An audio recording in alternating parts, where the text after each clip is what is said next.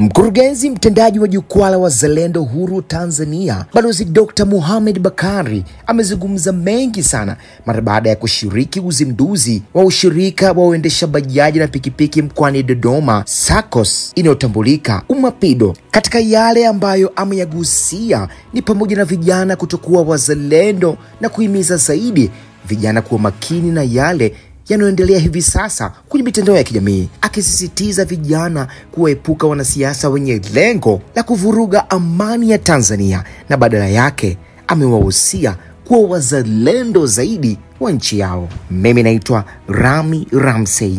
Huyu hapa Balozi Dr. Mohamed Bakari anafunguka zaidi. Naomba niseme neno juu ya hili. Nchi yetu imekuwa ikifanya maboresho kila unapokaribia uchaguzi. Kwa mfano, historia ya taifa letu inaonyesha kwamba taifa letu lilikuwa ni taifa ambalo linatawaliwa kwa mfumo wa chama kimoja. Lakini mwaka 1992 yalifanyika mabadiliko ambayo yanaruhusu mfumo wa vyama vingi. Na hata ukifuatilia historia, baada ya kufanyika ile tume kuchukua mapendekezo kwamba tuingie katika mfumo wa vyama vingi au tusiingie, nadhani 80% ya Watanzania walikataa mfumo wa vyama vingi. 20% walikubali ule mfumo. Mwalimu Nyerere kwa hekima zake na serikali ambayo ilikuwa madarakani wakati huo wakaamua kwamba tuingie katika mfumo huu wa vyama vingi. Kwa hiyo walifanya nini? Marekebisho ya ile katiba. Lakini hayo marekebisho yamekuwa yakifanyika kila mara. Lakini haya yote ni kutokana na mahitaji ya nini? Ya jamii. Lakini kitu kingine, hawa ambao wamebeba kampeni ya no reform, no election, tunapowatazama wote waliwahi kuwa wabunge wa Bunge la Jamhuri ya Muungano wa Tanzania. Na waliupata ubunge huo kupitia chaguzi ambazo zimefanyika. Na kwa kupitia tume hii huru ya uchaguzi, kwa kupitia tume hii ya uchaguzi ya Tanzania. Sasa leo wanapokuja na hii no reform, no election, inatuchanganya sisi wa Tanzania, kwa sababu watu hao waliwahi kuwa wabunge kwa kupitia katiba hiyo, kwa kupitia sheria hizo. Kwa hiyo mimi naomba niwasihi wa Tanzania wenzangu, tujitahidi sana kulinda amani yetu.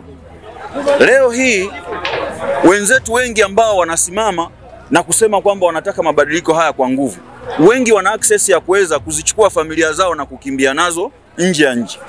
Lakini wewe hapo ulipo jipime. Leo inapotokea hali ambayo inakutaka umuvu na familia yako kwa ajili ya machafuko, una uwezo gani wewe wa kuweza kutoka? Kwa hiyo nadhani hekima na busara inahitajika kutumika katika kuhakikisha kwamba tunatatua changamoto zetu ambazo ziko katika taifa letu kwa hekima na busara, kwa lengo la kulinda amani yetu. Lakini jambo lingine ambalo tunalisisitiza kwa vijana wenzangu wa taifa hili, yafaa tujitahidi sana kutofautisha vitu vitatu. Kitu cha kwanza, tujitahidi sana kutofautisha kati ya siasa, harakati na uzalendo. Haya maneno ni maneno matatu tofauti. Harakati ina maana yake, siasa ina maana yake, na uzalendo una maana yake. Lakini mimi nawahimiza sana Watanzania wenzangu, tuwe wazalendo. Uzalendo ni ile hali ya mtu au watu kulipenda na kulithamini taifa lao na kuwa tayari hata kufa kwa ajili ya maslahi mapana ya taifa lao. Mzalendo wa kweli ni yule ambaye anajiuliza, mimi kwa kipato changu, mimi kwa elimu yangu, mimi kwa maarifa yangu, mimi kwa talanta ambayo amenijalia Mwenyezi Mungu, nitaitumia vipi kusaidia ustawi wa taifa langu? Lakini mzalendo sio yule ambaye anajiuliza taifa litamfanyia nini. Kwa hiyo pamoja na kwamba tunadai haki zetu, pamoja na kwamba kuna mavuguvugu mengi ya wanaharakati ambao yanaingia katika taifa letu, lakini lazima tusimame kama wazalendo wa taifa hili. Lakini la mwisho kabisa, Mheshimiwa Rais wetu wa Jamhuri ya Muungano wa Tanzania, tunakupongeza mama.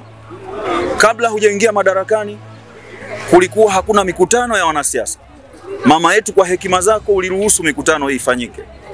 Lakini vile vile hakukuwa na ruksa ya vyama vya siasa kufanya kazi zake pia za kisiasa. Lakini mama yetu, wewe kwa hekima ukaruhusu. Tunakuomba mama yetu, uendelee kusimama imara, na sisi kama wazalendo katika taifa hili tuko pamoja na wewe kama kiongozi wetu mkuu wa nchi, kama amiri jeshi mkuu. Tumefundishwa katika uzalendo kwamba Tanzania tulionayo kwa sasa, kuna watu ambao waliijenga na waliipigania. Kuna watu ambao kwa sasa hivi wanaendelea kuijenga na kuipigania. Sisi kama wazalendo tunapojivunia taifa hili, hatuwezi kusahau kujivunia watu wote ambao wanapambana usiku na mchana katika kupigania taifa hili.